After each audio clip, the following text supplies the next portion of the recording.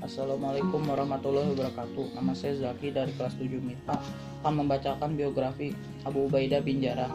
Abu Ubaidah bin Jarrah lahir di Makkah di sebuah rumah keluarga suku Quraisy terhormat.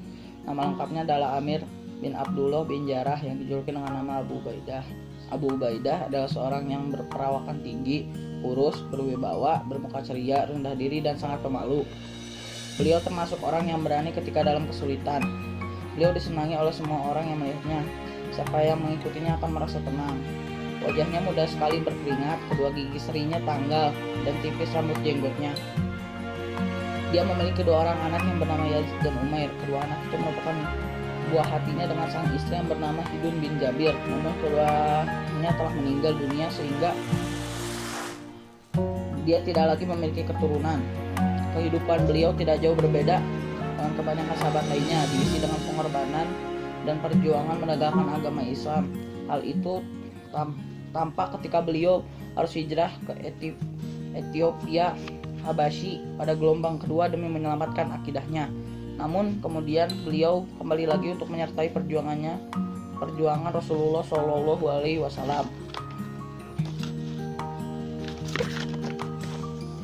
Di masa pemerintahan Abu Bakar As-Siddiq sebagai khalifah, Abu Ubaidah bin Jarrah dipercaya sebagai ketua pengawas perbendaharaan negara. Abu Bakar As-Siddiq kemudian mengangkatnya menjadi gubernur Syam. Jabatan ini diemban Abu Ubaidah bin Jarrah hingga di masa pemerintahan Umar bin Khattab. Tak lama kemudian Umar bin Khattab mengangkat Abu Ubaidah bin Jarrah sebagai panglima perang menggantikan Khalid bin Walid.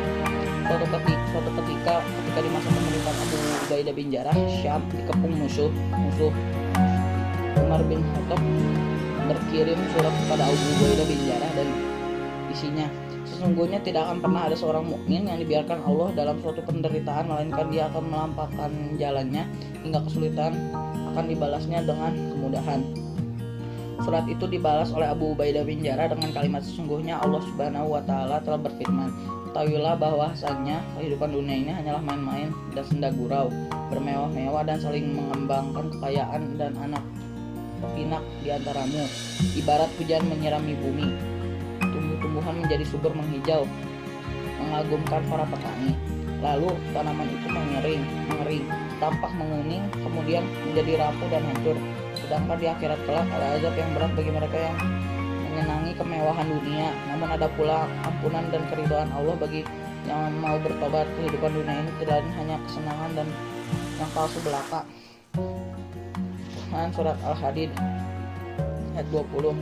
Surat balasan Abu Ubaidah bin Jarrah ini oleh Umar bin Khattab dibacakan di depan kaum muslimin sesuai melaksanakan sholat berjamaah. Wahai penduduk Madinah, sesungguhnya Abu Ubaidah mengharapkan aku dan kalian semua suka berjihad, kata Umar bin Khattab. Memang Abu Ubaidah bin Jarrah dikenal orang di zamannya sebagai orang yang zuhud. Umar bin Khattab pernah berkunjung ke Syam ketika Abu Ubaidah bin Jarrah menjabat sebagai gubernur. Abu Ubaidah, bolehkah aku datang ke rumahmu? Tanya Umar bin Khattab. Jawab Abu Ubaidah bin Jarrah, untuk apakah kau datang ke rumahku? Sesungguhnya aku takut kau tak kuasa menahan air matamu begitu mengetahui keadaanku nanti. Namun Umar bin Khattab tetap memaksa. Akhirnya Abu Ubaidah bin Jarrah mengizinkan Umar bin Khattab berkunjung ke rumahnya. Sungguh Umar bin Khattab terkejut. Dia mendapati rumah sang gubernur Syam kosong melompong, tidak ada perabotan sama sekali. Umar bin Khattab bertanya, hai Abu Ubaidah, di manakah penghidupmu? Mengapa aku tidak melihat apa-apa selain sepotong kain lusuh dan sebuah piring besar itu, padahal kau seorang gubernur? Adakah kau memiliki makanan? Tanya Umar bin Khattab lagi. Abu Ubaidah bin Jarrah kemudian berdiri dari duduknya menuju ke sebuah ranjang dan memungut arang yang di dalamnya. Umar bin Khattab pun meneteskan air mata yang melihat kondisi gubernurnya seperti itu. Abu Ubaidah bin Jarrah pun berujar, wahai Amirul Mukminin, bukankah sudah kukatakan tadi bahwa kau kesini hanya untuk menangis? Umar berkata, ya Abu Ubaidah, banyak sekali di antara kita orang-orang yang tertipu oleh godaan dunia. Suatu ketika Umar bin Khattab mengirimi uang kepada Abu Ubaidah bin Jarrah sejumlah 4.000 dinar. Orang yang diutus Umar melaporkan kepadanya, Abu Ubaidah membagi-bagi kirimanmu. Umar bin Khattab berujar, alhamdulillah, puji syukur kepadanya yang telah menjadikan seseorang dalam Islam yang memiliki memiliki sifat seperti dia. Wafatnya Abu Ubaidah bin Jarrah. Pada tahun 18 Hijriah, Umar bin Khattab mengirim bala tentara ke Jordania yang dipimpin oleh Abu Ubaidah bin Jarrah.